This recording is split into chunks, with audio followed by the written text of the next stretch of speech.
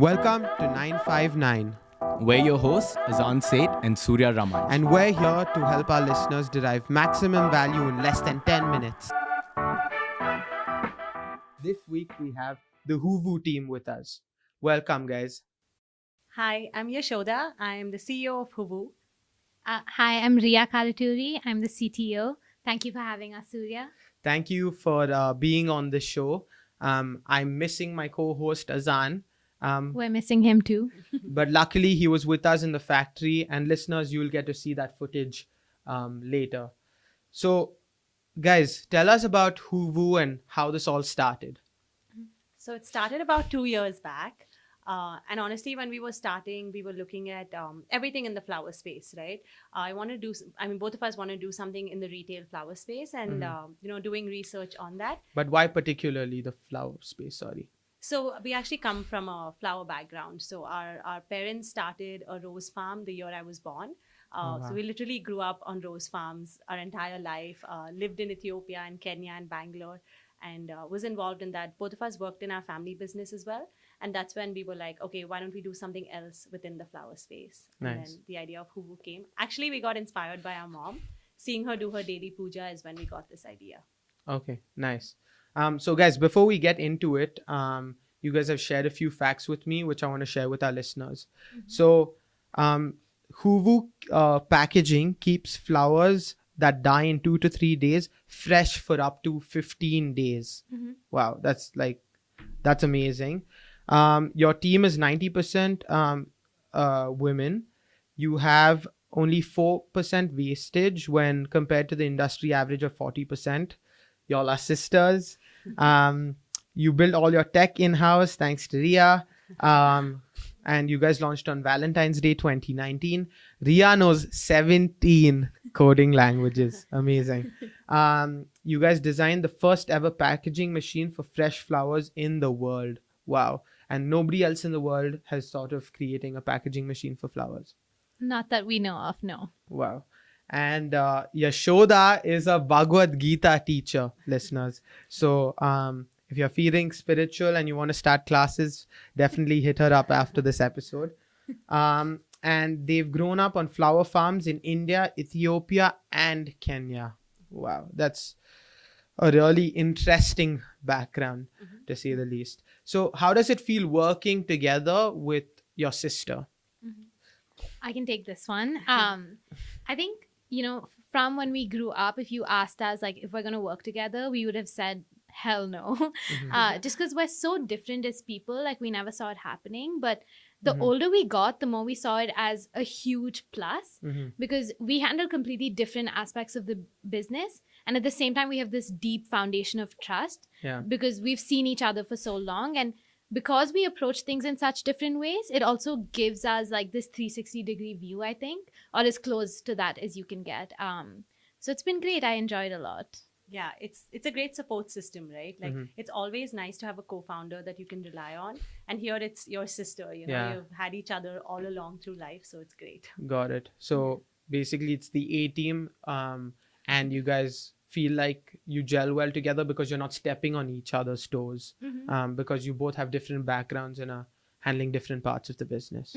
Yeah, and actually, one thing that I can say is that before we started, we had a really frank conversation about all of the times that we worked together in the past, Yeah. like just as sisters, and what worked and what didn't work, and also the framework we wanted to have Okay. to conflict resolution. So you have a conflict resolution framework just in case things go bad. Exactly. So, anytime we disagree on something, we're like, well, let's run an experiment and see which one of us is closer to the truth.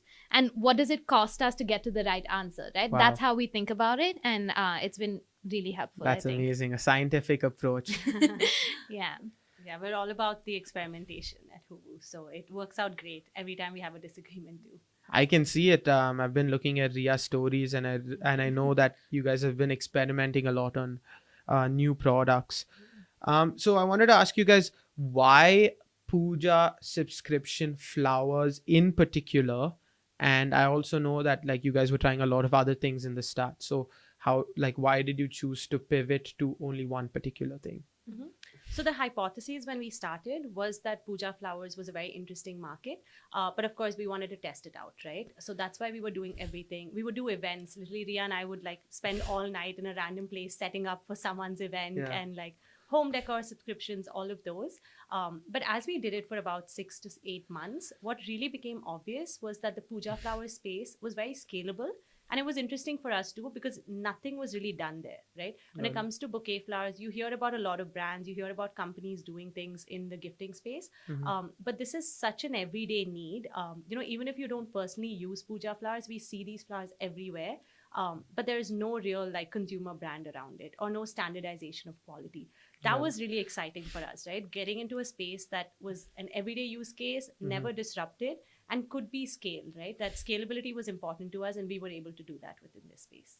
Wow. So have you stopped all the other stuff and you're only concentrating, or do you still do, say, like wedding event flowers or any of that other stuff, or home subscription, but for, not for puja?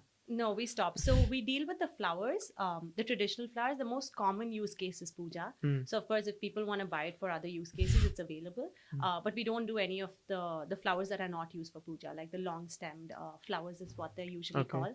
It was a hard stop, but we had to do that pivot. And I think we learned a lot from taking that decision too, right? Yeah. Especially when you're in that moment and you're like, this is going to help me grow, so I have to stop this. Like being on the same page, communicating that to our team in the right way, and being like, even if things don't work out, like we have to take this decision now.